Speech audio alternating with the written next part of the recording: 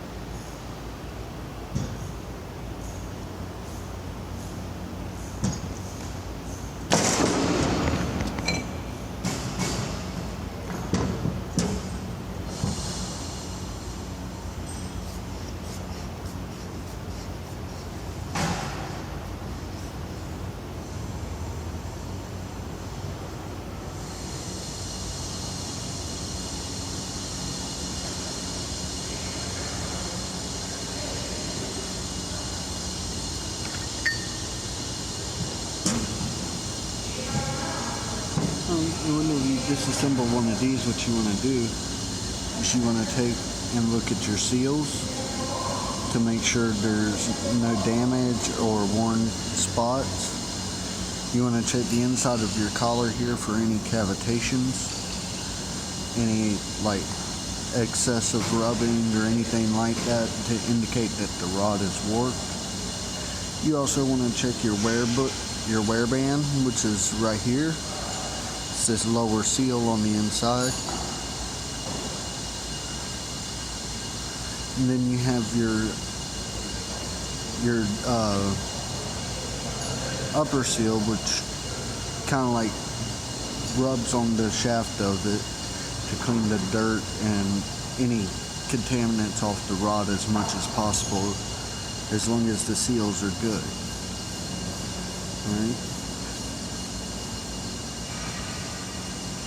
And I don't have my flashlight on me right now, but what you want to do on this, on the bore of it, or the cylinder, is to check the inside for any rust, corrosion, anything like that, any cavitation marks, any cross threads in your threadings, anything that would cause a possible leak or internal failure.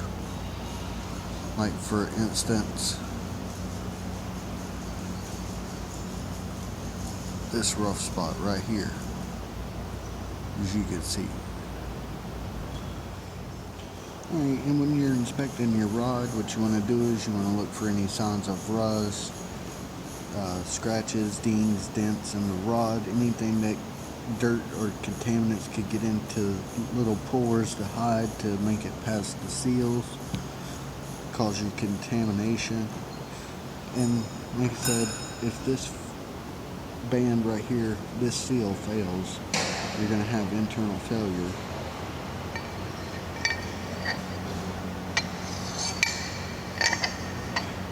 Reason being is if that band is not functioning properly and you take this piece, this head, put it down here, and you fill this up with fluid, well, this rod expands out, and if it leaks fluid past that band, what it does is it'll actually gradually let it lower until you are sitting back on the ground again. Alright? So whenever you're inspecting it, make sure you do all that. Make sure you put it back together correctly and you tighten down the manufacturer specifications. But I'm going to go ahead and put this back together. As you can tell, this is one of our trainers. It's seen its better days. But I'm going to go ahead and finish this up real quick, and then I'll get right back with you about inspecting the gear pump.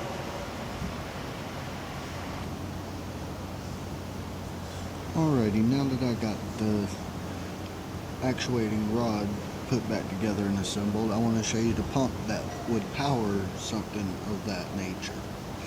Now this one here in particular wouldn't, because of the fact of how small it is. It could power one, but multiples kind of iffy. It's a low PSI output. And just some of the common things that you will see.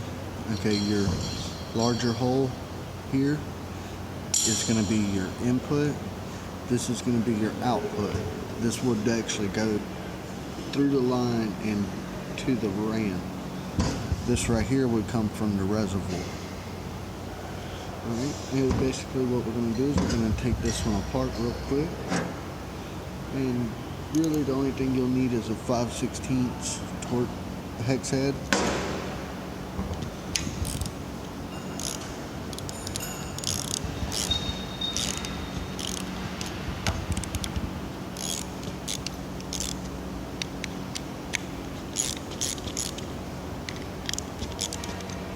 And basically you'll just need that to kind of untighten it a little bit. These bolts in particular here have threads on them, on the edges of them, so you can grip it.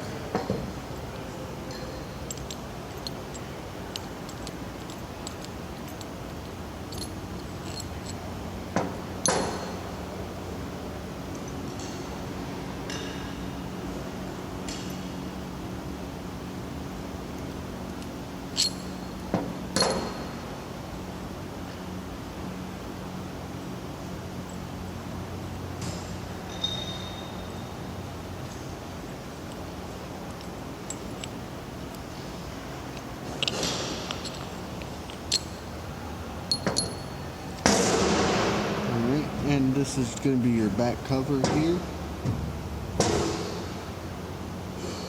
Right. What you want to do is you just want to take, what I found easy to do is take the pulley rod and just push it down on it. Then you have your guides here for your gears. And of course you see the seals on these. So whenever you take one of these apart, you always want to look at your seals, make sure they're still in good shape. You also want to check down inside your bores here. Maybe mic them out just to make sure, give them a good feel over. You want to look for any unusual scarring or any damages, because the metal shavings from this can cause pump failure because of it being a contaminant.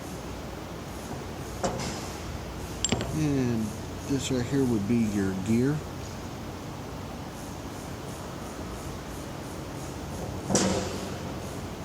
That's the gear in particular that attaches to your pulley.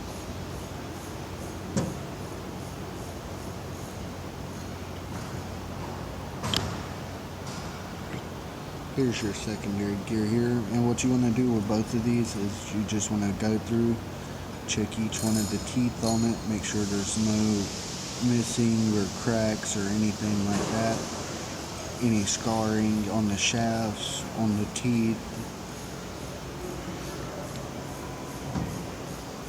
Alright, now that you got that off, your front plate just slides off. Then you have another seal on the back here. As you can see, there is a difference already. Sometimes you can push these out with your fingers. Sometimes you have to beat them out with a piece of wood. Because this is aluminum, it will form very easy, so you don't want to hit it with metal. But one of the most noticeable things that you could tell here about this one, our trainer, is that the inner white seal is missing. Now if I was in the field, I would replace that, both seals on this, and also the seals here, because this is what keeps your fluid from leaking out of your rear cap or your front cap.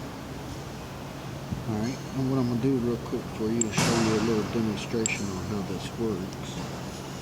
It's actually kind of cool.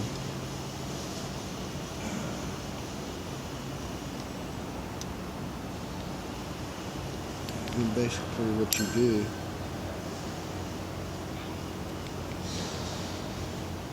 is you take your front plate,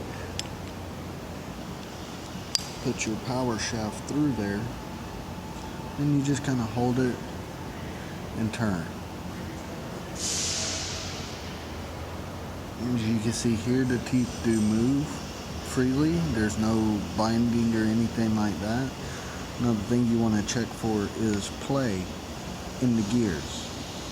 You want a little bit of movement in the gears right here like this, because you got to allow for the cushion of oil or hydraulic oil in between these collars and the gears and the shaft. As you can see, there is no seals or anything like that on these, because these do not have rubber seals. They use the hydraulic fluid. But now whenever you're putting this back together, always, like I said, replace your seals. Especially if any of them's been chipped or anything like that, torn, missing.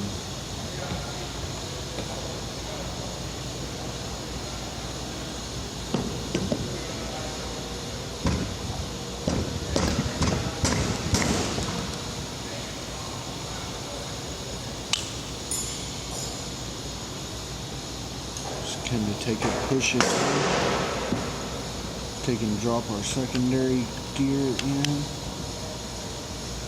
drop our primary gear in with the top collar, kind of spin it a little bit so it'll sit down in there flush, take it, push that in.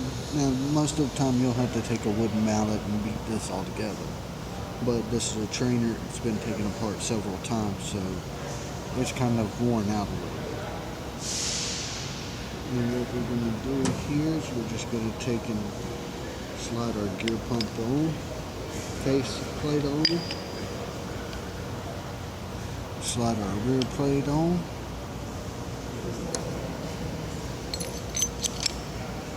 and just tighten her down.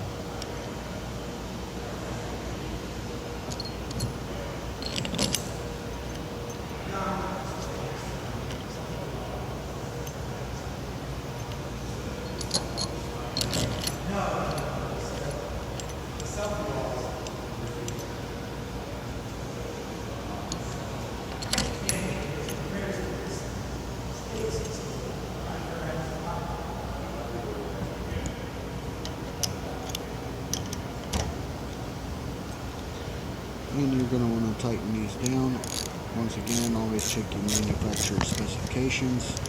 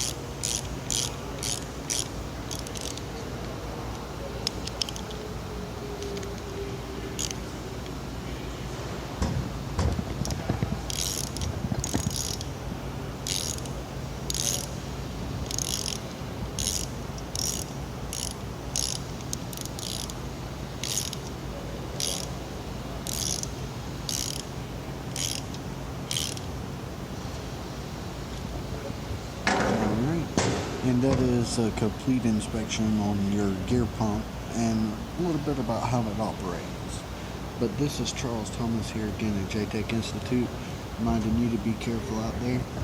And this is Charles Thomas signing out.